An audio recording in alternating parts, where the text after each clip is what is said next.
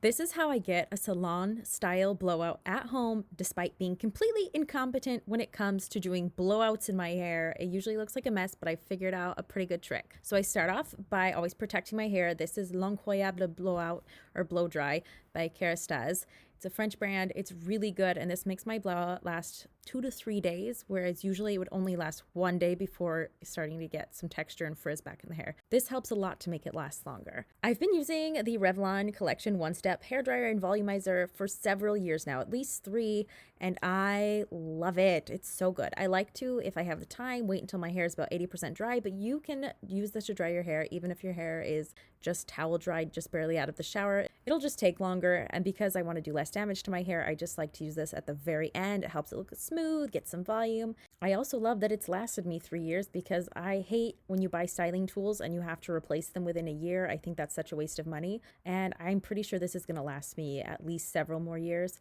It's been doing really well so far. For me, the only downside is the noise. It makes as much noise as a traditional hairdryer, which is probably to be expected.